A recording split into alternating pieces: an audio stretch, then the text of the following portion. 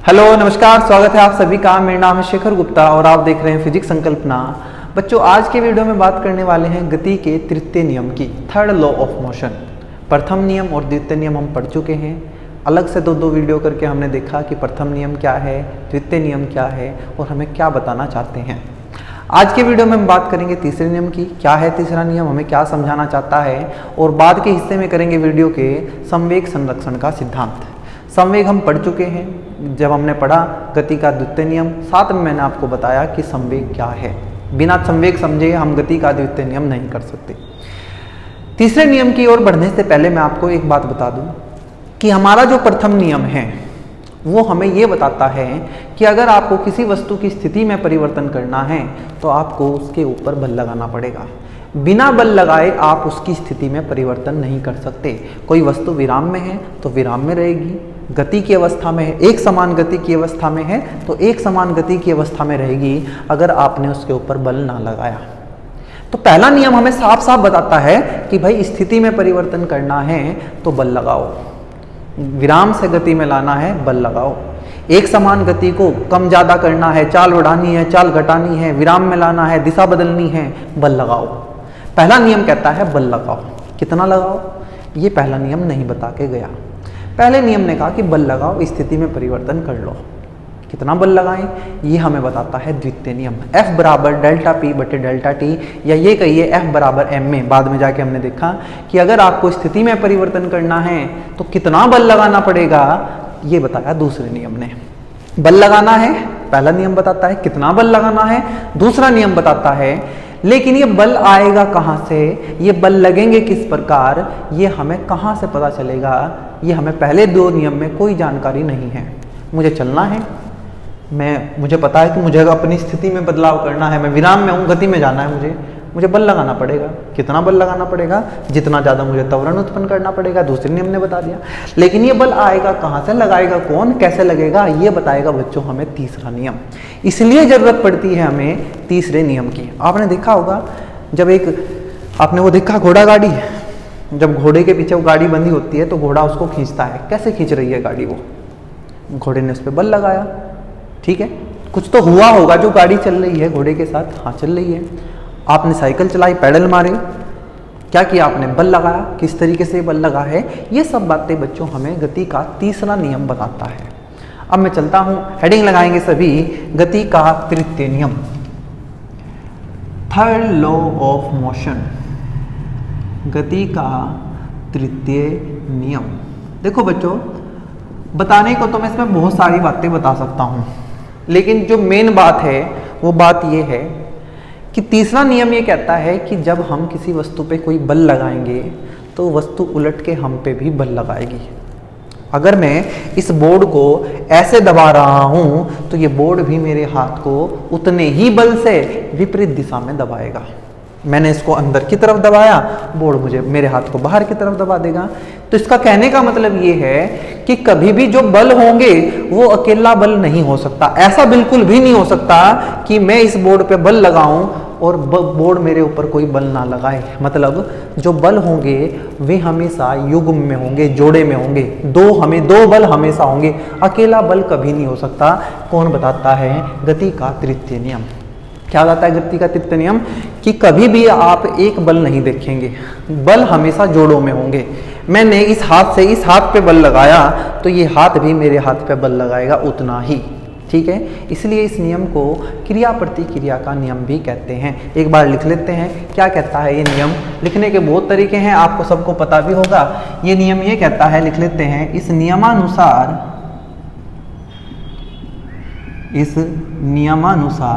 क्या कहता है नियम, प्रत्येक क्रिया की, पहले लिख लेते हैं फिर और समझेंगे, प्रत्येक क्रिया की एक समान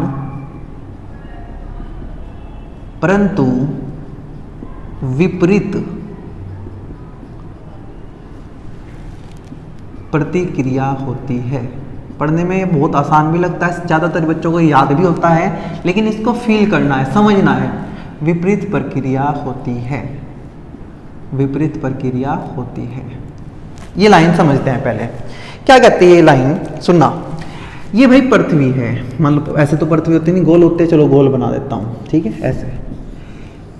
यहाँ इसके ऊपर एक पेड़ खड़ा है, मैंने पृथ्वी से बड़ा तो पेड़ ही बना दिया, लेकिन आप समझ रहे होंगे मुझे समझाना है। इसके ऊपर कोई फल लगा है, ये फल यहाँ से टूट गया, कहाँ जाएगा ये? नीचे की तरफ। पृथ्वी ने इसको अपनी तरफ खींच लिया, पृथ्वी ने उस सेब को अपनी तरफ खींच दिया, जो सेब नीचे आया, ये फल नीचे आ गया।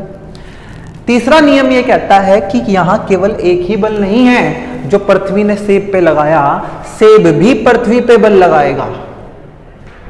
अकेला बल नहीं हो सकता, हमेशा दो बल एक साथ काम करेंगे।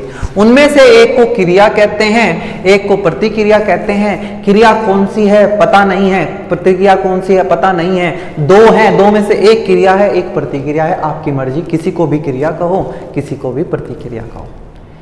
ऐसा कोई लॉजिक नहीं है कि ये हमेशा क्रिया होगी और ये प्रतिक्रिया होगी, और क्रिया प्रतिक्रिया कुछ और मत समझ लेना। क्रिया प्रतिक्रिया यहाँ बलों की बात हो रही है। पृथ्वी ने सेब पे बल लगाया, ये क्रिया है, पर सेब ने उलटकर पृथ्वी पे बल लगाया, ये प्रतिक्रिया है। या ये कहिए कि सेब ने पृथ्वी पे पहले बल लगाया, वो क्रिया हो गई, और फिर पृथ्वी ने सेब पे बल लगाया, वो प्रतिक्रिया हो गई। बात समझ आई क्या? धीरे धीरे समझेंगे सब बातें। मैं कह रहा हूं कि दुनिया में अकेला बल नहीं हो सकता, बल हमेशा जोड़ों में होंगे। इस हाथ ने इस हाथ पे अगर बल लगाया तो ये हाथ उलट के इस हाथ पे बल लगाएगा। इनमें से एक बल को क्रिया कह देंगे, एक को प्रतिक्रिया कह देंगे, दोनों आपस में बराबर होंगी। कैसी होंगी? बराबर, समान, लेकिन विपरीत दिशा में होंगी। इसने इस दिशा में लगाया आगे की तरफ, ये उलट के इसके पीछे की तरफ लगाएगा, पीछे की तरफ, तो दोनों क्रिया प्रतिक्रिया क्या है? एक दूसरे के विपरीत दिशा में। सुनना ध्यान से। पृथ्वी ने सेब को नीचे की तरफ खींचा, हमने कहा ये बल F है, मान लीजिए F है ये बल, तो ये सेब भी पृथ्वी को अपनी तरफ खींचेगा। कितने बल से? उतने ही बल से जितने बल से पृथ्वी ने सेब को खींचा।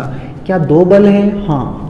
क्या दोनों बराबर हैं? हाँ। क्या दोनों की दिशाएं विपरीत हैं? एक नीचे है, एक ऊपर है? बिल्कुल समान है और विपरीत हैं। तो हमने कहा इसको क्या बोलते हैं? क्रिया प्रतिक्रिया का नियम कहते हैं। इस नियम को क्रिया प्रतिक्रिया का नियम कहते हैं। लिख देता हूं, इस नियम को क्रिया प्रतिक्रिया का नियम भी कहते हैं।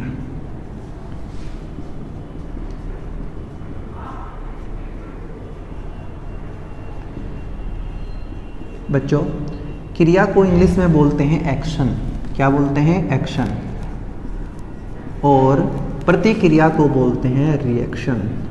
तो आप समझेंगे इसको लॉ ऑफ एक्शन रिएक्शन भी बोलते हैं। ध्यान रखना, एक्शन रिएक्शन, क्रिया प्रतिक्रिया बल है। क्रिया भी बल है, प्रतिक्रिया भी बल है। बस समझाने के लिए नाम दे दिया, बल नहीं बोला, क्रिया प्रतिक्रिया बोल दिया, कुछ और मत समझना इसको, ठीक है?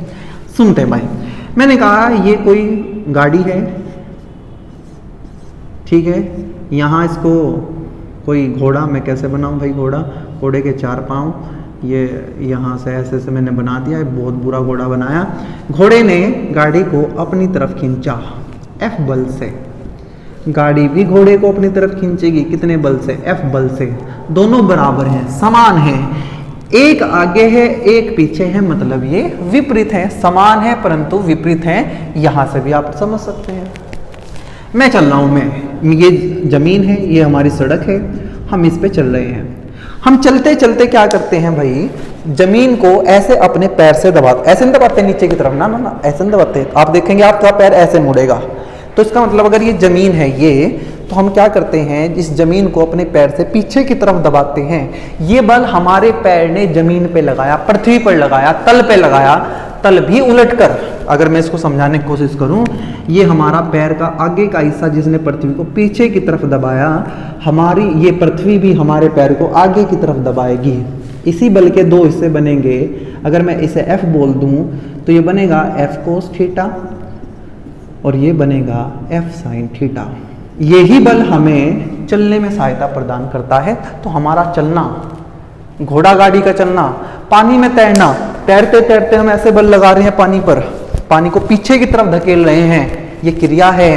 पानी हमें आगे की तरफ धकेल रहा है, ये प्रतिक्रिया है। हमने पानी में पीछे की तरफ बल लगाया, उतना ही बल पानी ने हम पे आगे की तरफ लगाया। यही तो बच्चों तृतीय नियम है। क्या बता रहा है तृतीय नियम कि बल कैसे लगते हैं। पहला नियम कहता था बल लगाना पड़ेगा स्थिति में परिवर्तन करने के लिए, दूसरा नियम कहता था कितना बल लगाना पड़ेगा, दूसरा नियम कहता, तीसरा नियम कहता है बल कैसे लगेंगे। बल हमेशा जोड़ों में लगेंगे। किस में लगेंगे? जोड़ों में। इसको मैं हटा रहा हूं, बहुत मैंने समझाने की कोशिश आपको की, उम्मीद है आपको समझ आ गया होगा। यहां से हमें पता चला बल सदैव युग्म या युग्मों, जोड़ों में काम करते हैं, युग्मों में कार्य करते हैं, युग्मों में कार्य करते हैं। ध्यान रखना, दुनिया में कभी अकेला बल देखने को नहीं मिलेगा। मैंने आपकी गाल पे थप्पड़ मारा, मैंने आपकी गाल पे थप्पड़ मारा, मैंने हाथ से गाल पे बल लगाया, गाल भी हमारे हाथ पे उतना ही थप्पड़ बल लगाएगी, गाल भी हाथ पे उतना ही थप्पड़ लगाएगी। मतलब अगर मैं आपको थप्पड़ मार रहा हूं, जितना बल मैंने आपकी गाल पे लगाया, गाल ने उलट के हाथ पे लगा दिया, क्रिया प्रतिक्रिया हुई। ठीक है, उम्मीद है ये बात समझ आ गई होगी। कुछ और बात करते हैं। आप ये देख रहे होंगे बच्चों कि यहाँ हमेशा दो बल होते हैं। कितने बल होते हैं? दो बल। बराबर होते हैं, विपरीत दिशाओं में होते हैं। इतनी बात तो हमें क्लियर है कि दो बल होते हैं, बराबर होते हैं, विपरीत दिशाओं में होते हैं। लेकिन देखने वाली मजे की बात यह है कि दोनों बल अलग अलग वस्तुओं पे कार्य करते हैं। एक बल पृथ्वी ने सेब पे लगाया, सेब पे लगा, दूसरा बल सेब ने पृथ्वी पे लगाया। एक बल पृथ्वी पर, एक बल सेब पर, दो अलग अलग वस्तुओं पे कार्य कर रहा है। एक बल घोड़े ने गाड़ी पे लगाया, गाड़ी ने घोड़े पे लगाया, दो अलग अलग वस्तुओं पे कार्य कर रहा है। मैंने बल पानी पे लगाया, पानी ने मुझ पे लगाया। पहला बल पानी पे लगा है, दूसरा बल मुझ पे लगा है। मतलब दो बल हैं, बल हमेशा युग्मों में कार्य करते हैं, लेकिन दोनों बल अलग अलग वस्तुओं पे कार्य करेंगे। ये जो क्रिया प्रतिक्रिया है, क्रिया प्रतिक्रिया, ये बल है बच्चों, कुछ और नहीं है। केवल अलग अलग वस्तुओं पर अलग अलग वस्तुओं पर कार्य करते हैं। ऐसा नहीं है कि ये दोनों बल एक पे ही कार्य करने लगे, नहीं, पर कार्य करते हैं। उम्मीद है ये बात समझ आ गई होगी आपको। क्रिया प्रतिक्रिया के बल, क्या लिख रहा हूं, अलग अलग वस्तुओं पे कार्य करते हैं। ज़्यादा समझाने की जरूरत है क्या? अगर मैं आपको कहूं कि ये कोई बॉल है, इसके ऊपर 10 न्यूटन का बल ऊपर लगा है, इसी बॉल पर नीचे की तरफ 10 न्यूटन का बल लगा है, क्या ये दो बल क्रिया प्रतिक्रिया के नियम है? तो आप कहेंगे कि दो बल हैं, दो बल होने चाहिए, एक बनेगी क्रिया, एक बनेगी प्रतिक्रिया। बराबर है, बराबर होने चाहिए। विपरीत दिशा है, एक ऊपर है, एक नीचे है, बिल्कुल है, लेकिन ये एक ही वस्तु पे काम कर रहे हैं। देखो एक ही वस्तु है, इसका मतलब ये क्रिया प्रतिक्रिया के नियम, क्रिया प्रतिक्रिया के बल नहीं है। क्रिया प्रतिक्रिया के बल कब बनेंगे? ध्यान से सुनना, क्रिया प्रतिक्रिया के बल कब बनेंगे? एक और बात सुन लो, फिर थोड़ा सा बताऊंगा आगे। दूसरी बात बच्चों, ये जो क्रिया प्रतिक्रिया के बल होते हैं ना, ये एक ही प्रकृति के होते हैं। एक ही प्रकृति का मतलब क्या है? एक ही प्रकृति का मतलब ये है बच्चों, आपने पढ़ा था संपर्क बल, असंपर्क बल, आपने वहाँ गुरुत्वीय बलों की बात की थी, आपने वहाँ वैद्युत बलों की बात की थी, आपने वहाँ चुंबकीय बलों की बात की थी। तो इसका मतलब अगर हम चुंबकीय बलों की बात कर रहे हैं ना, तो क्रिया और प्रतिक्रिया के दोनों बल चुंबकीय बल होने चाहिए। ऐसा नहीं कि एक चुंबकीय बल है और दूसरा गुरुत्वीय बल हो गया, ऐसा नहीं हो सकता। मतलब जो ये क्रिया प्रतिक्रिया के बल हैं, ये हमेशा एक ही प्रकृति के होने चाहिए। थोड़ी और बात करेंगे, एक बार लिख लेते हैं। क्रिया प्रतिक्रिया के बल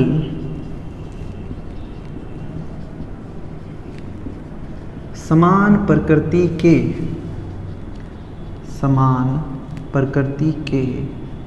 होने चाहिए, समान प्रकृति के होने चाहिए। ठीक है, ये एक बार यहां बात कर लेते हैं कि वे बल, या से लिखेंगे क्रिया प्रतिक्रिया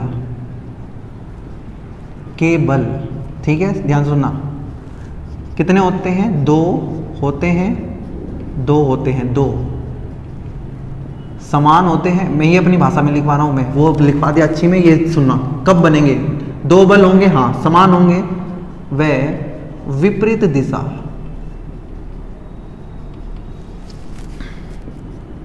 होते हैं। दो होते हैं, समान वे विपरीत दिशा में होते हैं। अच्छा जी, दो अलग अलग वस्तुओं पर कार्य करते हैं। दो अलग अलग, लिख लेना कहीं इसको, वस्तुओं पर कार्य करते हैं। तीसरा, समान प्रकृति के होते हैं, एक ही जैसे होने चाहिए, अलग अलग प्रकृति के नहीं होने चाहिए, समान प्रकृति के होते हैं। मैंने आपको कहा एक एग्जांपल से, इसको ये सारा समझ आ गया होगा। ये बच्चों पूरा गति का तीसरा नियम है, सबको ये याद होता है, प्रत्येक क्रिया की एक समान परंतु विपरीत प्रतिक्रिया होती है।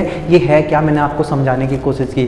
तीसरा नियम क्या कहना चाहता है, क्रिया प्रतिक्रिया क्या है, ये सब बातें बनते कब है, क्रिया प्रतिक्रिया के बल, ये सब बातें मैंने आपको समझाने की कोशिश की।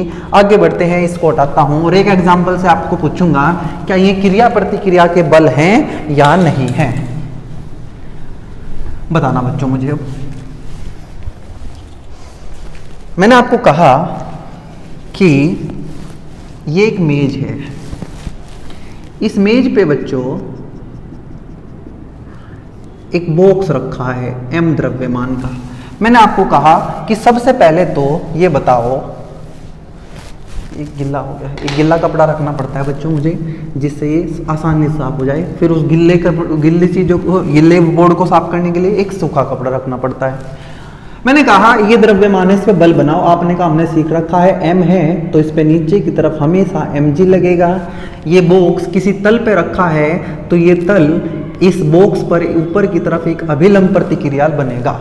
मैंने आपसे पूछा क्या ये n और ये mg अभिलंब प्रतिक्रिया और ये गुरुत्वीय बल क्रिया प्रतिक्रिया के नियम है, बल है क्या, क्या ये क्रिया प्रतिक्रिया के नियम को फॉलो करते हैं क्या। आपने कहा कि इस बॉक्स पे जो mg लगाया है ये तो पृथ्वी ने लगाया है, ठीक है, हाँ जी, और ये n इस बॉक्स पे इस तल ने लगाया है। तो बच्चों ये दो बल हैं, हाँ, एक बल n है एक mg है, बिल्कुल। विपरीत दिशाओं में है, हाँ विपरीत दिशाओं में है। बराबर है, मैंने कहा अगर बराबर ना होते, अगर ये ज्यादा होता तो बॉक्स नीचे चला जाता, n ज्यादा होता तो बॉक्स ऊपर चला जाता। मैं ये देख पा रहा हूं कि बॉक्स अपनी जगह है तो ये दोनों आपस में बराबर है, ठीक है, n और mg आपस में बराबर है, दो बल है, विपरीत दिशा में है, बराबर है, दो अलग अलग वस्तुओं पे काम कर रहे हैं, क्या ये देखना है। मैंने कहा ये mg इस बॉक्स पे काम कर रहा है, ये n भी इस बॉक्स पे काम कर रहा है, तो ये तो एक ही वस्तु हुई। हम कह रहे हैं कि ये कैसी होनी चाहिए, अलग अलग वस्तुओं पे काम करनी चाहिए, मतलब ये n इस mg का क्रिया प्रतिक्रिया बल नहीं है। ये दो n बल n और mg क्रिया प्रतिक्रिया के बल नहीं है। तो मुझे बताओ ना इस mg का प्रतिक्रिया कहाँ है, अगर मैं कहूँ इसका क्रिया प्रतिक्रिया का बल कहाँ है, मुझे बताना एक बार। इस बॉक्स को किसने खींचा, पृथ्वी ने, तो ये बॉक्स भी तो पृथ्वी को खींच रहा होगा, हाँ, तो वो जो पृथ्वी को खींचने वाला बल है वो इसका प्रतिक्रिया वाला बल है एक। आप कहोगे दिखाए तो है नहीं, तो बच्चों हमेशा क्रिया प्रतिक्रिया के बलों को एक साथ दिखाने की जरूरत नहीं होती। हम जिस चीज का अध्ययन कर रहे हैं, जिस चीज को देख रहे हैं, अभी हम बॉक्स को देख रहे हैं तो हम बॉक्स पे लगने वाले बलों की बात करेंगे, बॉक्स ने दूसरे पे कितना बल लगाया उसकी बात नहीं करेंगे। हमने कहा बॉक्स को mg से किसने खींचा, पृथ्वी ने, तो ये भी पृथ्वी को अपनी तरफ खींचेगा, कितने से, mg से, जो कि हमने नहीं दिखाया।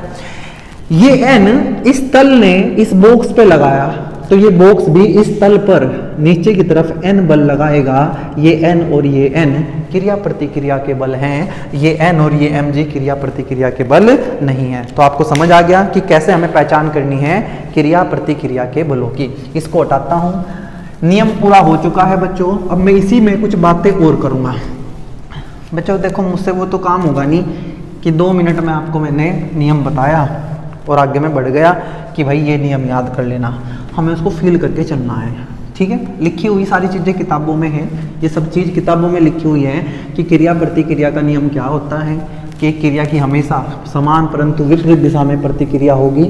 लेकिन हमें तो महसूस करना है, यहाँ हम फील करने आए हैं चीज़ों को, ना कि रटने के लिए।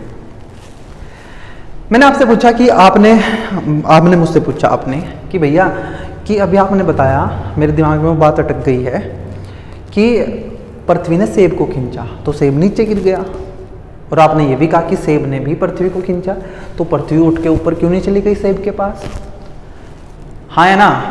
देखो क्वांटम फिजिक्स में तो कोई ये भी कह सकता है कि हाँ कि क्या पता पृथ्वी ही ऊपर चली गई हो सेब के पास, हमें ऐसा लग रहा है कि सेब नीचे आया है, क्या पता पृथ्वी ऊपर गई हो। लेकिन जो न्यूटोनियन फिजिक्स है, जो मतलब जो न्यूटन की फिजिक्स है, न्यूटन के टाइम की फिजिक्स है, वो ये कहता है कि वो सेब जो छोटा है उस पर वो बल जो लगा है, पृथ्वी ने जो बल लगाया है वो बल काफ़ी है इसको चलाने के लिए। लेकिन पृथ्वी बहुत बड़ी है, पृथ्वी बहुत बड़ी है, इसलिए जो सेब ने उस पर फोर्स लगाया, बल लगाया, वो उसके लिए काफ़ी नहीं है चलाने के लिए। जैसे मैं आपको एक एग्जांपल दूं, एक छोटा सा बच्चा, एक छोटे से बच्चे ने आपका हाथ पकड़ा ऐसे, वो आपको खींच रहा है, आप आराम से खड़े हुए हैं, आपने जितना बल बच्चे पे लगाया बच्चा भी आप पे उतना बल लगा रहा है, ठीक है। आपने अभी बच्चा खींच रहा है, मान लो आप नहीं खींच रहे, आप सिर्फ हाथ ऐसे पकड़ के खड़े हुए, बच्चा आपको खींच रहा है, लेकिन वो खींच ही नहीं पा रहा। क्यों? क्योंकि बच्चे ने जो बल लगाया है आपके ऊपर वो आपको चलाने के लिए काफ़ी नहीं है। अगर वो उतना बल लगा दे जितने से आप चल पाओ तो आप चलने लगोगे। ऐसे ही पृथ्वी ने जो सेब पे बल लगाया है वो काफ़ी है सेब को चलाने के लिए, लेकिन जो सेब ने पृथ्वी पे लगाया है वो पृथ्वी के बहुत ज़्यादा बड़ा होने की वजह से, बहुत भारी होने की वजह से उतना नहीं है कि वो पृथ्वी को चला पाए, ठीक है। जैसा मैं कहूँ, आपने थोड़ा सा बल लगा के ही बच्चों को चला दोगे। अगर आप बल लगाएंगे, अभी तो बच्चा खींच रहा है तो आप खड़े हैं, बच्चा अपनी तरफ खींच रहा है, लेकिन आपने थोड़ा सा बल लगाया, आप बच्चों को खींच दो। क्यों? क्यों आपने जितना बल लगाया है वो बच्चे को चलाने के लिए काफ़ी है, ठीक है। उम्मीद है ये बात समझ आ गई होगी। दूसरा, हमारे दिमाग में एक बात और रुक गई, शायद रुकी हो, कि जब घोड़े ने गाड़ी पे बल लगाया और गाड़ी ने घोड़े पे बल लगाया तो फिर गाड़ी आगे कैसे चलने लगी? जब दोनों का बल बराबर है तो गाड़ी चलनी नहीं चाहिए। तो बच्चों पहली बात तो ये ध्यान से सुनना कि क्रिया प्रतिक्रिया के बल कभी एक दूसरे को कैंसिल नहीं करते। कि आप ये नहीं कह सकते कि जो बल घोड़े ने गाड़ी पे लगाया गाड़ी ने भी उतना लगा दिया तो इसलिए गाड़ी नहीं चल रही है, ठीक है। पहली बात तो दिमाग में रखना है। दूसरी बात, पहली बात समझ आई क्या? पहली बात ये समझ आनी चाहिए कि जो घोड़े ने गाड़ी पे बल लगाया और गाड़ी ने घोड़े पे बल लगाया वे एक दूसरे को कैंसिल नहीं करते हैं। फिर भी अगर आपके दिमाग में आ रहा हो कि फिर गाड़ी क्यों चल रही है जब वे दोनों बराबर बल लगा रहे हैं, घोड़ा गाड़ी को खींच रहा है, गाड़ी घोड़े को खींच रही, तो आगे कैसे चल रहे हैं? तो मैं आपको बता दूं कि घोड़े द्वारा गाड़ी पे लगाया गया बल गाड़ी को चलाने के लिए रिस्पॉन्सिबल नहीं है। कभी आप ये सोच रहे हो कि जो बल घोड़ा लगा रहा है किस पे, गाड़ी पे, वो गाड़ी को चला रहा है। फिजिक्स कहती है कि एक बल घोड़ा गाड़ी पे लगा रहा है तो गाड़ी ने घोड़े पे लगा दिया, दूसरा बल घोड़ा अपने पैरों से पृथ्वी पे लगा रहा है। जैसे हम चलने के लिए पृथ्वी पे बल लगाते हैं उसी प्रकार उसी प्रकार घोड़े ने पृथ्वी पे जो बल लगाया उसकी वजह से पृथ्वी ने घोड़े के पैरों पे आगे की तरफ बल लगाया, उस बल से घोड़े को चलने में आसानी होगी। और ये बल अभी मैं आगे आपको घर्षण बल पढ़ाऊंगा, गाड़ी और के पहियों और सड़क के बीच लगने वाले घर्षण बल से ज़्यादा होगा तभी गाड़ी आगे चल पाएगी। आपने देखा होगा कई बार कि बहुत भारी गाड़ी, जब गाड़ी पे बहुत ज़्यादा सामान रखा हो, वो घोड़ा गाड़ी को नहीं खींच पाता। क्यों?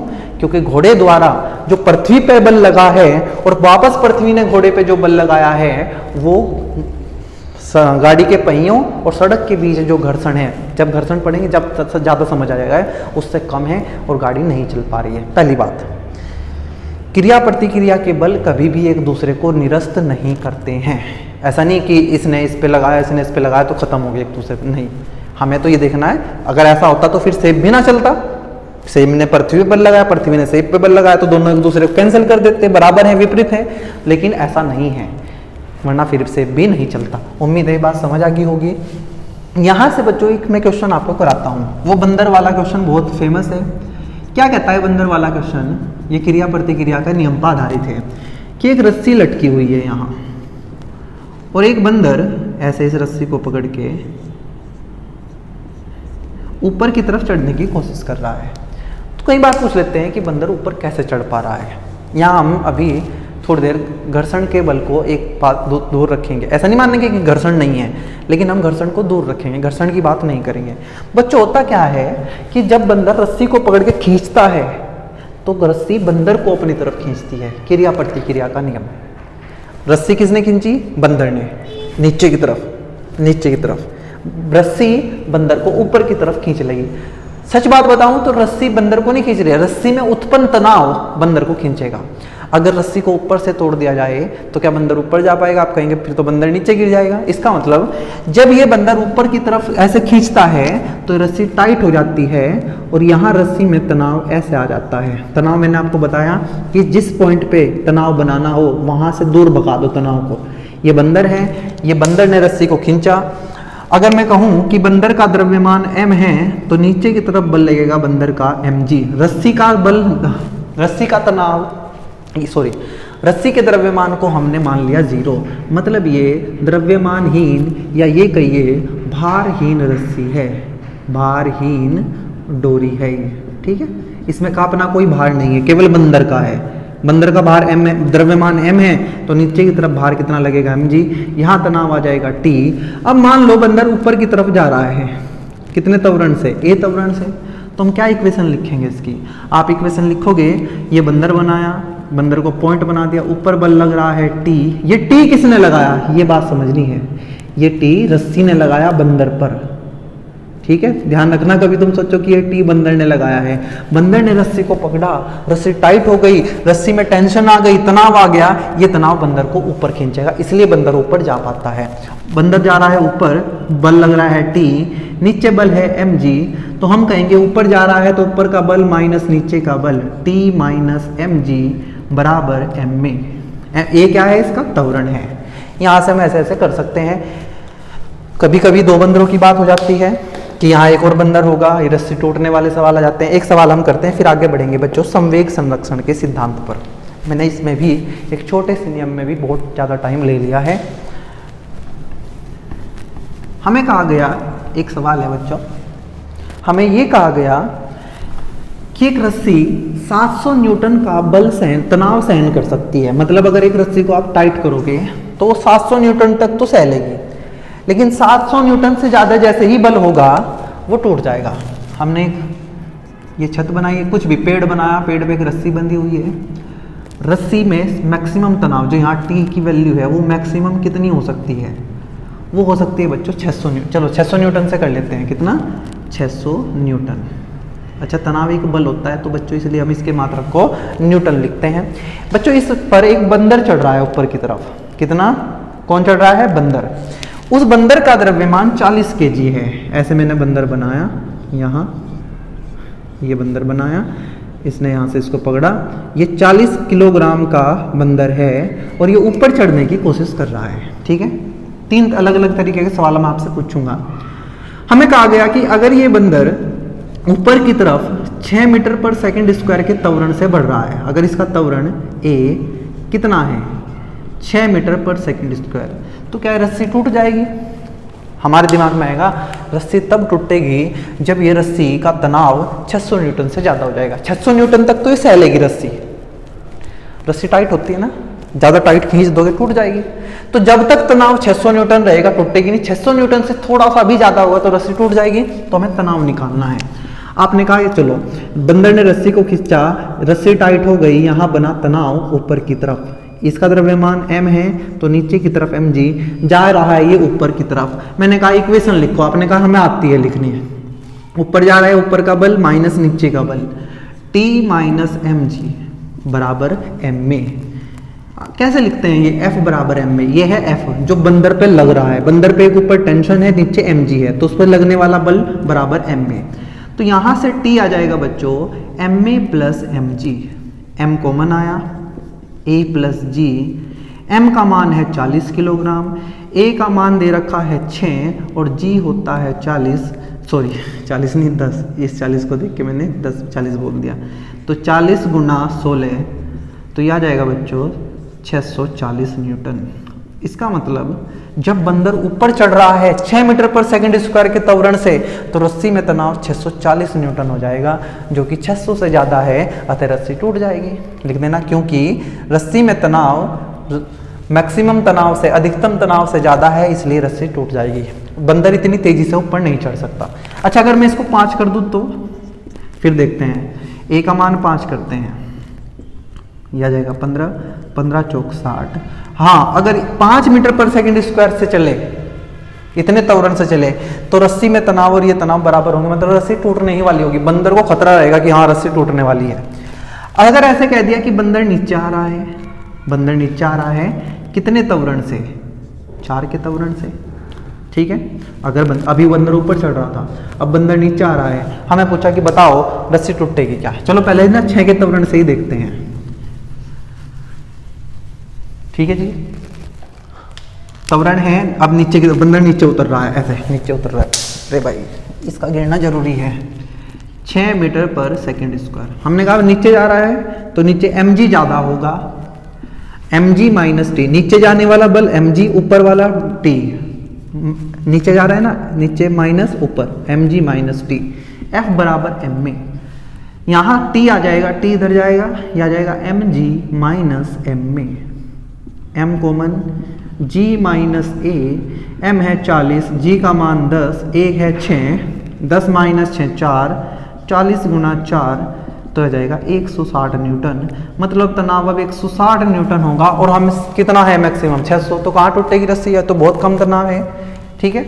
अच्छा बच्चों, अगर मैं कह दूं कि ये बंदर एक समान चाल से नीचे उतर रहा है या एक समान चाल से ऊपर जा रहा है, चलो एक बार करते हैं नीचे जाने वाला, एक समान चाल से, एक समान चाल से नीचे जाना मतलब एक समान चाल, नीचे आ रहा है, दिशा भी नहीं बदल रही है, चाल भी एक समान है, तो वेग क्या है, एक समान है, त्वरण कितना हो जाएगा 0।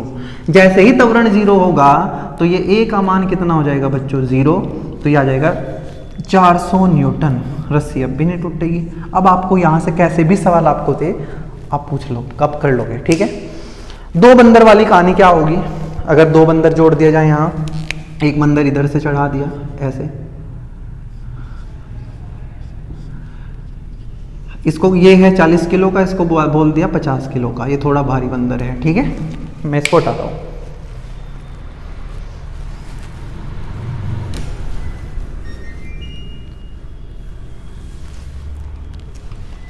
अच्छा बच्चों, एक बात ध्यान रखना, क्योंकि बंदर यहाँ लटक गया है तो इससे ऊपर ये रस्सी, जो रस्सी है ना यहाँ, ये अलग माननी जाएगी अब, क्योंकि अलग हिस्सा हो गया है, इसके ऊपर टेंशन अलग होगी, इसके ऊपर टेंशन अलग होगी। हमने कहा इस बंदर की वजह से यहाँ टेंशन T1, इस बंदर की वजह से यहाँ टेंशन T2, ठीक है।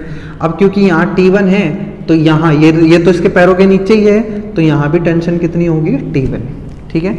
ये है mg, तो यहाँ भी क्या आ जाएगा mg, इसको m1 मान लेते हैं, m1g, ये m2g हो जाएगा। अब वही बात है, आपको जिसको चलाना है चला, जैसे मैं कह दूँ कि ये जा रहा है ऊपर 5 मीटर पर सेकेंड स्क्वायर से, ये नीचे जा रहा है 2 मीटर पर सेकेंड स्क्वायर से। अब बताओ रस्सी टूटेगी नहीं टूटेगी, कुछ भी पूछ सकता है बच्चों, कुछ भी, बस आपको आना चाहिए। आपने पहला बंदर उठाया, पहला बंदर देखो, ये इस पे नीचे बल कितना है m1g,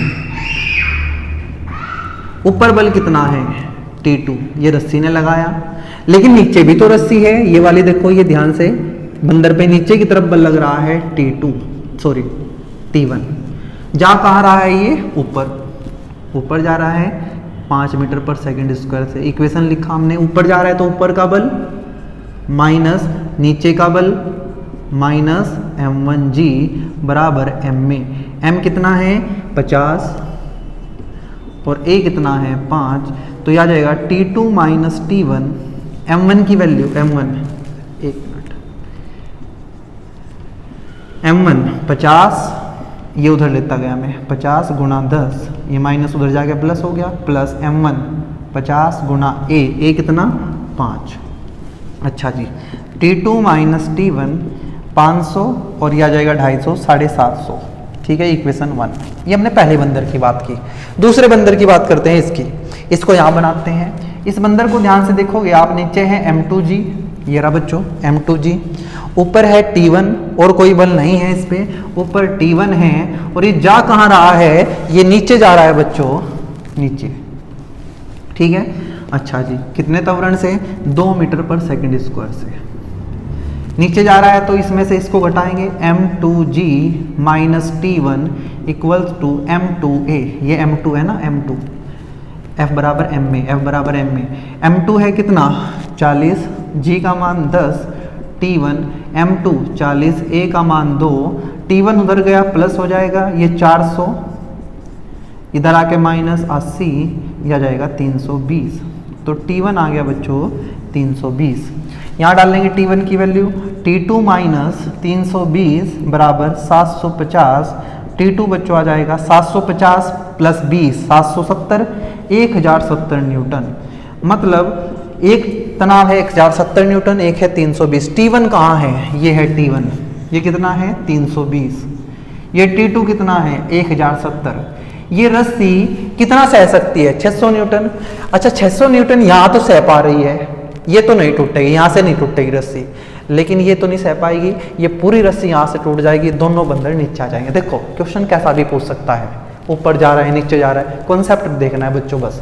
कि तनाव कैसे, कौन खींच रहा है बंदर को? रस्सी खींच रही है, रस्सी का तनाव खींच रहा है, बंदर ने नीचे की तरफ खींचा, रस्सी में तनाव उत्पन्न हुआ, वो तनाव बंदर को ऊपर खींच रहा है। ऐसे ही यहाँ हमने देखा क्रिया प्रतिक्रिया का नियम। ठीक है बच्चों, इसको खत्म करते हैं। लगभग 40 मिनट हो चुकी हैं, 35 मिनट, और हमने अभी खत्म किया है गति का तृतीय नियम। बात कर लेते हैं बच्चों संवेग संरक्षण के सिद्धांत की। हेडिंग लगाइए संवेग संरक्षण का सिद्धांत। आज की वीडियो का ये लास्ट टॉपिक होगा।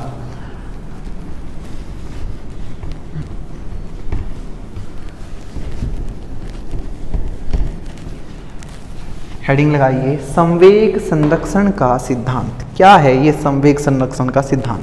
इतना मैं बोर्ड को साफ करूं, आप जल्दी से अपनी कॉपी पलट के न्यूटन का दूसरा नियम देख लीजिए एक बार कि न्यूटन का दूसरा नियम क्या कहता था। देख लिया? संवेग संरक्षण का सिद्धांत।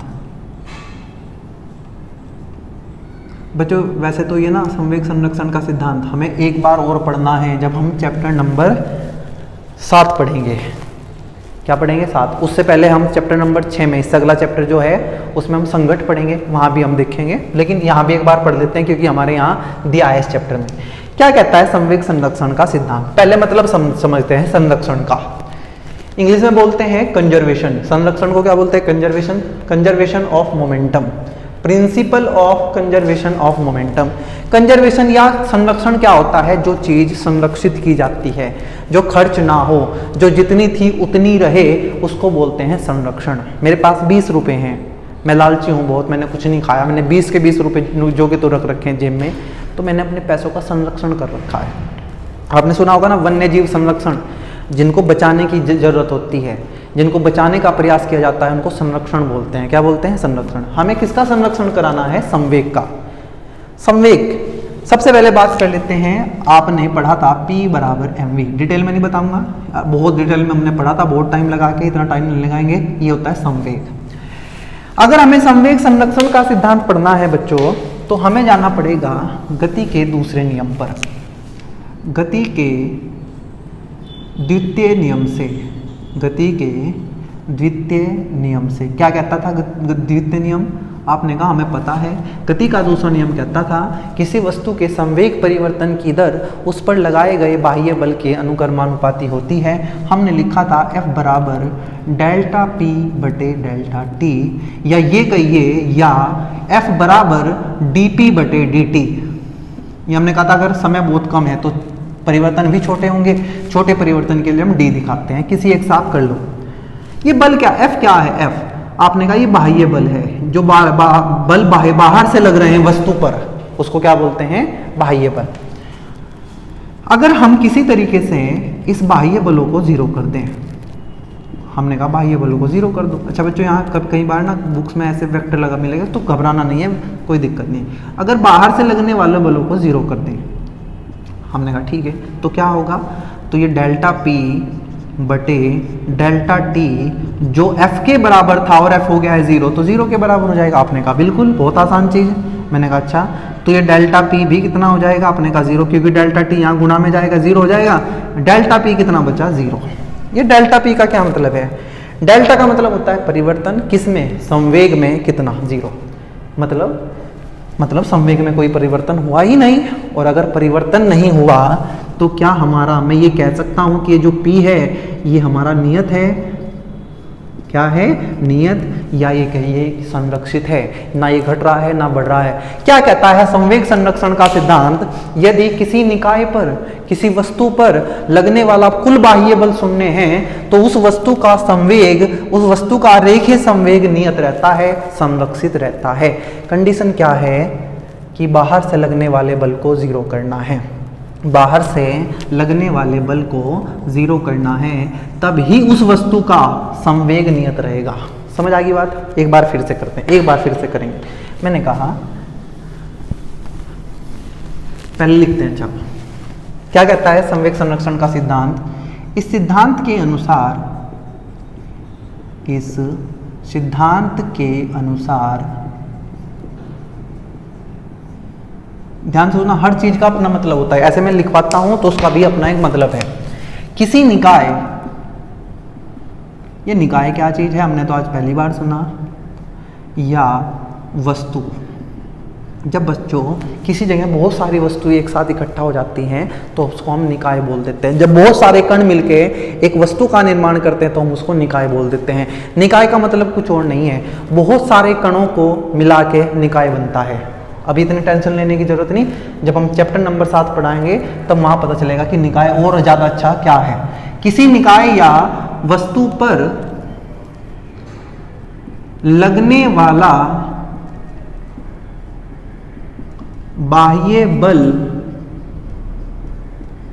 शून्य हो यदि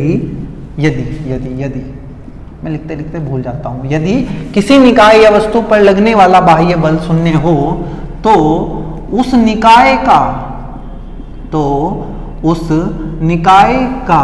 या वस्तु का, निकाय या वस्तु अलग चीज है, निकाय अलग चीज है, ठीक है। कई बार वस्तु को ही निकाय बोल सकते हैं। तो उस वस्तु या निकाय का रेखीय संवेग संरक्षित रहता है, नियत रहता है, संरक्षित या नियत रहता है। आपने कहा ठीक है, बहुत आसान चीज है। अब हमने कहा अब उलट के वापस चलते हैं दूसरे नियम पे। दूसरे नियम पे मैंने आपको बेसिक सी बात बताई थी कि अगर आपको किसी वस्तु का संवेग बदलना है तो बल लगाना पड़ेगा। आपने कहा हाँ, हमने सुना था, हमने लिखा भी था, हमने समझा भी था। तो यही तो कह रहा है ये क्या, कि अगर आप बल नहीं लगाओगे तो संवेग परिवर्तन नहीं होगा। क्या बड़ी बात है इसमें? बल लगाओगे तो संवेग परिवर्तन होगा, बल नहीं लगाओगे तो संवेग परिवर्तन नहीं होगा। तो ये सिद्धांत यही तो कहता है कि यदि किसी निकाय या वस्तु पर लगने वाला बाह्य बल शून्य हो, कोई बल ना लग रहा हो बाहर से, तो उस निकाय का रेखीय संवेग संरक्षित रहता है, बदलता नहीं है। जितना पहले था उतना ही बाद में होगा। ध्यान से सुनना। द्वितीय नियम से, ये भी मैंने करा दिया वैसे। द्वितीय नियम से, द्वितीय नियम कहता है F बाह्य, बाहर से लगने वाला बल क्या होता है? डेल्टा P बटे डेल्टा T। हमने कहा यदि F बाह्य को 0 कर दिया जाए, F बाह्य कितना हो गया? 0, तो हम कहेंगे ये डेल्टा P बटे डेल्टा T किसके बराबर होगा? 0 के बराबर होगा। या ये कहिए कि डेल्टा P कितना हो जाएगा? 0। डेल्टा का मतलब होता है परिवर्तन, P का मतलब संवेग, संवेग परिवर्तन कितना है? 0।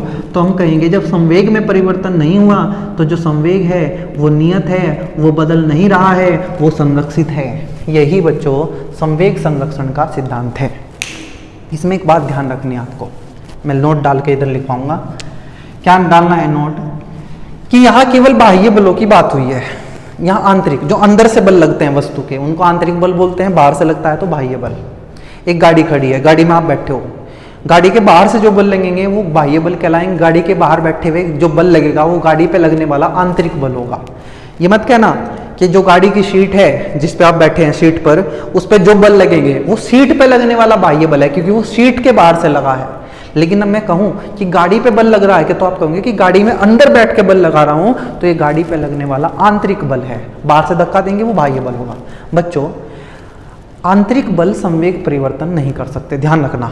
ये बात कहाँ की हो रही है? बाह्य बल की। बाह्य बल होंगे तो संवेग परिवर्तन होगा, बाह्य बल नहीं होंगे तो संवेग परिवर्तन नहीं होगा। बात क्लियर?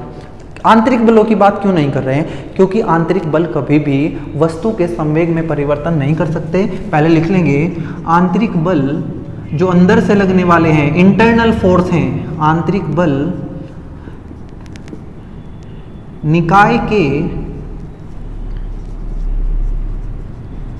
संवेग को परिवर्तित नहीं कर सकते। जब संवेग नहीं बदल सकता तो वेग भी नहीं बदलेगा। क्या अंदर अंदर बैठे हो गाड़ी को चला दोगे? क्या धक्का मार के, बाहर से धक्का मार के गाड़ी को चला दोगे? लेकिन अंदर बैठे हो तुम धक्के मार मार के गाड़ी चला दोगे? नहीं चला सकते। ना वेग बदल सकते, ना संवेग बदल सकते, ना दिशा बदल सकते। ठीक है, ये बात हमें समझ आ गई कि आंतरिक बल निकाय के संवेग को परिवर्तित नहीं कर सकते। क्यों नहीं कर सकते? आपका दिमाग में आया क्यों नहीं कर सकते? बल तो बल है, क्यों नहीं कर सकते? हमने कहा मान लो ये गाड़ी है ऐसे, ये गाड़ी की सीट है, यहाँ आप ऐसे बैठे हो, ये सीट है, ये अगली सीट है आपके सामने, यहाँ ऐसे आपने गाड़ी रुकी है, आपको गुस्सा है, आपने इस पर धक्का लगा कि चलो भाई गाड़ी क्यों चलाते क्यों नहीं, लेकिन गाड़ी नहीं चली। क्यों नहीं चली? गाड़ी इसलिए नहीं चली, क्यों? क्योंकि जितना बल आपने इस किस पे लगाया, इस सीट पर जो आगे है, वापस उतना ही उसने वापस लगा दिया। क्या हुआ? ये जितना बल आपने सीट पे लगाया वापस उलट के सीट पे लग गया। तो आप कहेंगे कि जो आंतरिक बल है अंदर के, लेकिन आप ये भी लॉजिक आपका ये भी हो सकता है कि भैया ऐसा तो पीछे भी है कि हमने गाड़ी पे धक्का लगाया पीछे अंदर से, तब भी तो गाड़ी बाहर बल लगाएगी। आपने कहा हाँ लगाएगी, लेकिन बच्चों यहाँ के बल को हम बदल कर इतना कर सकते हैं कि गाड़ी को चला पाए, लेकिन अंदर के बल गाड़ी को नहीं चला सकते। चाहे कितना भी बल ज्यादा आप लगा लो, आप अंदर कितना ही बल लगा लीजिए बैठे हुए, ये गाड़ी नहीं चल सकती। आंतरिक बल निकाय के संवेग को परिवर्तित नहीं कर सकते, लेकिन बाहर से अगर आप इसको धक्का देंगे तो कभी ना, ऐसा नहीं कि हमेशा आप ट्रक को नहीं चला सकते, बहुत ज्यादा बल लगाना पड़ेगा तब चलेगा, लेकिन बाहर के बल चला सकते हैं, अंदर के बल कभी नहीं चला सकते। ये है बच्चों हमारा संवेग संरक्षण का सिद्धांत। इसी में थोड़ा सा आगे बढ़ेंगे। मैंने कहा कि अगर बाहर से बल नहीं लगेगा तो जो P होगा, P मतलब संवेग, वो क्या होगा? वो नियत होगा। नियत का मतलब क्या है कि जितना संवेग पहले था उतना ही संवेग बाद में रहेगा। कब? पहले कब? आप कह रहे हो कि पहले का संवेग बराबर बाद का संवेग। पहले का संवेग कब? जब आप देख रहे हो उससे पहले, जब आप देखना शुरू कर रहे हो उसके बाद। मैं कह रहा हूँ संवेग बराबर रहेगा अगर बाहर से बल नहीं है। तो हम इसको ऐसे लिख देते हैं PI बराबर PF, PI बराबर PF। I का मतलब है इनिशियल, प्रारंभिक संवेग, F का मतलब फाइनल, अंतिम संवेग। पहला संवेग बराबर बाद का संवेग। मान लो एक वस्तु है, ये m द्रव्यमान की है। कितने द्रव्यमान की? m द्रव्यमान की। ये v वेग से चल रही है। कितने वेग से चल रही है? v वेग से। ऐसा मानते हैं कि ये m1 है और ये v1 है, और चलते चलते इसका द्रव्यमान बदल गया अपने आप। कितना हो गया? m2। तुम कहोगे द्रव्यमान कैसे बदल सकता है? मैंने कहा था बदल सकता है। मैंने मान लिया m1 से m2 हो गया और इसका वेग भी बदल दिया v2। ध्यान रखना अपने आप हुआ है, बाहर से कोई बल नहीं लगा है। तो मैं कहूंगा पहले कितना संवेग था? m1 v1, बाद में कितना है? m2 v2। तो हम कहेंगे पहले का संवेग बराबर बाद का संवेग, m1 v1 बराबर m2 v2। और किसका संवेग संरक्षित रहेगा? किसका संवेग नियत रहेगा? निकाय का। निकाय में एक वस्तु भी हो सकती है, निकाय में 2 वस्तु भी हो सकते हैं, निकाय में 1000 वस्तु भी हो सकती हैं। लेकिन अगर मैंने निकाय बोल दिया और उसमें 10 वस्तु हैं तो 10 की 10 वस्तुओं का संवेग नियत रहेगा। नियत रहेगा मतलब टोटल। क्या एक वस्तु का संवेग अंदर अंदर बदल सकता है? मैंने कहा एक गाड़ी है, बस चल रही है, तो उसमें बैठे हुए सब आदमी भी चल रहे हैं। बैठे हैं ना। तुम कहोगे बैठे हुए कैसे चलेंगे? अरे बाहर से देखने में तो चल ही रहे हैं। मैंने कहा इस गाड़ी का संवेग 100 है। कितना है? 100। हमने बाहर से कोई बल नहीं लगाया, उसमें अंदर वाले आदमी चलने लगे। उसमें कोई आदमी बैठा था, वो चलने लगा। बैठा हुआ था बस के हिसाब से तो संवेग 0 था। बस में अंदर चलने लगा तो उसका संवेग कुछ हो गया। तो क्या गाड़ी का संवेग कुछ बदलेगा? आप कहेंगे गाड़ी का संवेग नहीं बदलेगा। पूरी गाड़ी का संवेग पहले 100 था, अब भी 100 रहेगा, क्योंकि वो पूरा एक निकाय है, बाहर से कोई बल नहीं लग रहा है, संवेग को संरक्षित रहना है, इसलिए संवेग नहीं बदलेगा। लेकिन उसके अंदर जो वस्तुएं हैं उनका संवेग बदल सकता है। हमें उनसे मतलब नहीं है, हमें एक एक वस्तु से मतलब नहीं है, हमें पूरे निकाय से मतलब है बच्चों। ठीक है। दूसरी बात, एक और बात, एक चीज मैं आपको बताना चाहता हूं। ये बड़ी अजीब बात है, ये थोड़ा सा आपको अजीब लगेगा।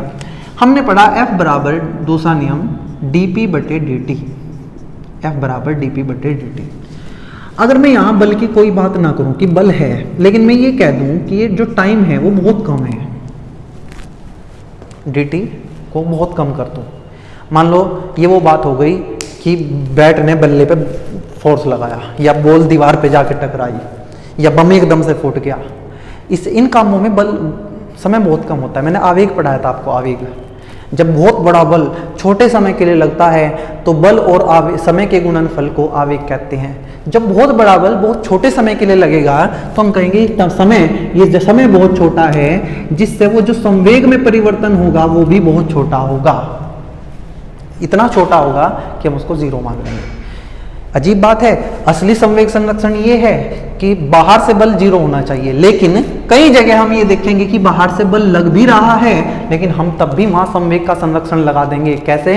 क्योंकि वहां समय बहुत कम होगा, समय बहुत कम होगा तो संवेग में परिवर्तन भी बहुत कम होगा, संवेग में परिवर्तन भी बहुत कम होगा, इतना कम होगा कि हम इसको नेग्लेक्ट कर देंगे। जैसे कहाँ करेंगे इन काम को? हम इन काम को करेंगे जब दो बॉल आपस में टकराएंगी, एक बॉल दीवार से टकराएगी, एक बम फूट जाएगा, तो यहाँ क्या लगा देंगे हम? संवेग संरक्षण। जबकि वहाँ बाहर से कोई बल होगा लेकिन वो बल उस पर इफेक्ट नहीं डाल पाएगा, तो कई बार ना हम संवेग संरक्षण तब भी लगा देंगे बच्चों जब बाहर से बल लग रहा हो। लेकिन ध्यान ये रखना है कि ये बहुत कम समय के लिए होना चाहिए, ये इतने कम समय के लिए होना चाहिए कि समय लगभग जीरो हो, जिससे मैं ये कह दूँ कि कोई संवेग परिवर्तन नहीं हुआ है, निकाय का संवेग संरक्षित है। इंपॉर्टेंट बात थी, मैंने आपको बता दिया। कैसे कैसे सवाल यहाँ से पूछ सकते हैं? बहुत आसान से सवाल यहाँ से आते हैं। मैं आपको इसको हटा के 2-3 सवाल कराता हूँ और फिर खत्म करते हैं आज का वीडियो। पहला सवाल क्या कहता है बच्चों? पहला सवाल ये कहता है, यहाँ से बहुत मतलब फेमस क्वेश्चन है ये, कि एक बंदूक है वो इतने ग्राम की है, ऐसे ऐसे करके सवाल पूछते हैं। आपको पता होगा कि जब हम क्या, आपने बंदूक चलाई हो तो महसूस किया होगा कि जब हम बंदूक चलाते हैं ना तो गोली निकलते ही ना हाथ पे झटका पीछे की तरफ लगता है। क्यों लगता है? क्रिया प्रतिक्रिया का नियम। बंदूक ने गोली पे आगे की तरफ बल लगाया तो गोली आगे चली गई, लेकिन गोली कह के गई है कि तुमने मुझ पे बल लगाया तो मैं भी आप पे बल लगाऊंगी। बंदूक ने गोली पे लगाया, गोली किस पे लगाएगी? बंदूक पे लगाएगी। हाँ, एक बात बताना भूल गया बच्चों में इस पूरे प्रोसेस में, कि जो क्रिया प्रतिक्रिया के बल लगते हैं, ये वो जो तृतीय नियम पढ़ रहे थे, तीसरा नियम पढ़ रहे थे, में दोनों बल एक साथ लगते हैं। एक साथ मतलब ऐसा नहीं है कि अभी क्रिया हो गई थोड़ी देर में प्रतिक्रिया होगी। पृथ्वी ने सेब पे बल अभी लगाया, सेब थोड़ी देर बाद बल लगाया, नहीं, क्रिया प्रतिक्रिया के बल साइमल्टेनियसली एक साथ लगते हैं एक दूसरे पे। ऐसा नहीं कि वेट करेगा, चाहिए मुझ पे बल लगाएगा तब मैं थोड़ी देर बाद इस पे, ना ना ना, बॉल बल्ले पे टकराएगी, बॉल ने बल्ले पे बल लगाया, एकदम से बल्ला बॉल पे बल लगाएगा, उसी टाइम एक साथ होते हैं, ध्यान रखना। तो यहाँ से मैं क्या बता रहा हूँ कि हाँ, यहाँ से एक ऐसा सवाल पूछ लेता है आपको कि ये कोई बंदूक है, कैसी बंदूक बना दी है, ऐसे कुछ भी, ठीक है, इसमें से गोली निकली, हमें कहा कि गोली 50 ग्राम की है, और ये जो बंदूक है ये तो भारी सी होती है ना बंदूक, पकड़ी होगी तुमने, मान लेते हैं ये 10 किलोग्राम की है। जैसे ही हमने बंदूक से गोली चलाई तो गोली आगे की तरफ 100 मीटर पर सेकंड से चली, 100 मीटर पर सेकंड से चली। तो होगा क्या, गोली भी बंदूक पे बल लगाए तो बंदूक पीछे की तरफ आएगी, तो हमें क्या कहा जाएगा कि इस बंदूक की पीछे की तरफ का, ये नहीं कहा जाएगा पीछे की तरफ का, उसमें एक वर्ड यूज करते हैं इंग्लिश में, हिंदी में याद नहीं, रिकॉइल वेलोसिटी, जो पीछे की तरफ जाती है उसकी वेलोसिटी को रिकॉइल वेलोसिटी कहते हैं। तो बच्चों आपको यहाँ ध्यान ये रखना है कि यहाँ बाहर से कोई बल नहीं लगा, यहाँ बंदूक ने गोली पे बल लगाया, गोली ने बंदूक पे बल लगाया, तो ये एक निकाय है। निकाय कौन है यहाँ? यहाँ निकाय है बंदूक और गोली। आप कहोगे कि वो बल नहीं लगा कि हमने जो ऐसे दबाया, ये इसको घोड़ा बोलते हैं, ट्रिगर दबाया तो ये बाहर से नहीं बल लगाया। तब हम बच्चों क्या कर लेंगे, हम पूरी बॉडी को और पूरी बंदूक को और बंदूक के अंदर की गोली को एक निकाय मान लेंगे। अब हम ऐसे खड़े हैं, हमारे हाथ ने, उंगली ने बंदूक पे बल लगाया, उस ट्रिगर ने हमारी उंगली पे बल लगाया, अंदर बंदूक के गोली पे बल लगा, बंदूक ने लगाया, गोली ने बंदूक पे लगाया, तो बाहर से लगने वाला बल 0 है, इसलिए यहाँ संवेग संरक्षण लगा देंगे हम। संवेग संरक्षण कहता है Pi बराबर P फाइनल, शुरू का संवेग बराबर बाद का संवेग। शुरू में कितनी चीजें हैं? 2, बाद में भी 2 ही हैं, बंदूक और गोली। बंदूक मास ऑफ क्या होती है, gun, velocity of gun plus mass of bullet, velocity of bullet, ठीक है, ये शुरू की है, या ऐसा कर लेते हैं यू बोल देता हूँ, शुरू में यू बोल देते हैं ना यू। बाद में मास ऑफ गन बदलेगा नहीं, वेलोसिटी ऑफ गन ये प्लस मास ऑफ बुलेट ये, वेलोसिटी ऑफ बुलेट ये। अब थोड़ा हिंदी में बोल देता हूँ, जैसे मैं इंग्लिश में बोल दिया। ये क्या, बंदूक का द्रव्यमान ये m है, मास गन, गन मैंने बंदूक, ये u है प्रारंभिक वेग चलने से पहले, ठीक है। अच्छा, शुरू में मास कितना है गन का मास है 10। आपने कहा ठीक है। गन की स्पीड कितनी है u, बंदूक तो रेस्ट में थी तो आप कहेंगे 0 प्लस मास ऑफ बुलेट 50 ग्राम, 50 ग्राम को बदलेंगे किसमें, किलोग्राम में, 1000 से भाग करके u भी, शुरू में तो बंदूक भी रेस्ट में थी, रुकी हुई थी, तो ये 0 हो गया। अच्छा जी, समझ रहे हो ना, m का मतलब मास, b का मतलब बुलेट, गोली का द्रव्यमान, गोली का वेग शुरू में छूटने से पहले, छूटने के बाद मास ऑफ गन, मास तो वही रहेगा 10, वेलोसिटी ऑफ गन पता नहीं है, ये हमें निकालना है, plus mass of bullet 50 gram, 50/1000 kilogram में बदल दिया, वेलोसिटी ऑफ बुलेट 100 मीटर पर सेकंड, आगे की दिशा है तो प्लस मान लिया, तो यह जाएगा 100 मीटर पर सेकंड। ये 0 ये 0, 0 + 0 10 Vg, 2 0 से 2 0, 1 0 से ये, तो आया 5, तो 10 Vg आ जाएगा -5, वेलोसिटी ऑफ गन आ जाएगा -0.5 मीटर पर सेकंड। ये आया है बच्चों बंदूक का वेग। जब हमने गोली छुटाई, गोली आगे गई 100 मीटर पर सेकंड से, बंदूक पीछे आएगी 0.5 मीटर पर सेकंड से। ये माइनस ये बता रहा है कि आपने इसको आगे की दिशा प्लस माननी है तो बंदूक पीछे की दिशा में जाएगी, गोली आगे की जा रही है, बंदूक पीछे आएगी। ऐसे सवाल यहाँ से पूछ लेता है। एक आधा क्वेश्चन मैं और बताता हूँ यहाँ से आपको। क्वेश्चन ऐसे कह देगा बच्चों कि एक ट्रॉली है, ये हमारा कोई फर्श है और यहाँ एक ट्रॉली रखी है, ये रेस्ट में, विराम में, किस में है, विराम में। इसका द्रव्यमान 100 किलोग्राम है। कितना, 100 किलोग्राम, मान लो 100 किलोग्राम। एक ट्रॉली क्या मतलब, एक गाड़ी मान लो ना, पहिए लगे हैं, एक आदमी पीछे से दौड़ता हुआ, एक आदमी पीछे से दौड़ता हुआ आ रहा है ऐसे। ये 50 किलोग्राम का आदमी है, 50 किलोग्राम का, और ये 10 मीटर पर सेकंड से दौड़ के आ रहा है। दौड़ के आया, ये इस ट्रॉली पे कूद गया, तो पूछा गया है हमें कि ये बताओ कि जब ये आदमी इस ट्रॉली पे कूद जाएगा तो ये दोनों कितने वेग से चलेंगे। आपको पता है कि अगर ये ट्रॉली पे कूदेगा तो ये ट्रॉली पे ही बैठ जाएगा, तब ये दोनों एक साथ चलेंगे। तो हमें पूछा गया है कि दोनों का वेग बताओ जब इस एक साथ चलेंगे। हमने कहा कि आदमी ट्रॉली पे कूदा, उसने ट्रॉली पे बल लगाया, ट्रॉली ने आदमी पे बल लगाया। हम ट्रॉली और आदमी को दोनों को मिला के निकाय मान लेते हैं, तो हम कहेंगे बाहर से कोई बल नहीं लगा है, आदमी ने ट्रॉली पे लगा दिया, ट्रॉली ने आदमी पे लगा दिया। ये आंतरिक बल हैं और आंतरिक बल संवेग को परिवर्तित नहीं करते, इसलिए यहाँ संवेग का संरक्षण लगा देंगे। PI = PF।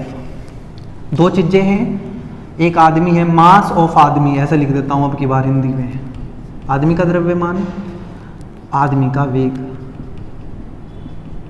U का मतलब प्रारंभिक, ट्रॉली का द्रव्यमान, ट्रॉली का वेग। देखो कितना बड़ा लिखना पड़ रहा है तुम्हें समझाने के लिए। ऐसे ही द्रव्यमान किसका, आदमी का, बाद में आदमी का वेग V मान लेते हैं, प्लस द्रव्यमान किसका, ट्रॉली का। अच्छा दोनों साथ चल रहे ना, चलो मैं वैसे समझाता हूँ, कभी तुम कहोगे क्या पता वो गिर जाए नीचे। हम ये मान के चलेंगे कि आदमी कूद के ट्रॉली पे बैठ गया तो दोनों एक साथ चलेंगे, इसलिए जब में एक साथ चलेंगे तो दोनों का वेग बराबर होगा, तो हम यहाँ द्रव्यमान को जोड़ देंगे टोटल, M आदमी का, या ऐसे लिखो हाँ, M आदमी का प्लस M ट्रॉली का, और साथ में आ जाएगा दोनों का V। दोनों एक ही वेग से चलेंगे, हमने मान लिया V वेग से चलेगा। आदमी का द्रव्यमान कितना है, आपने कहा 50 किलोग्राम।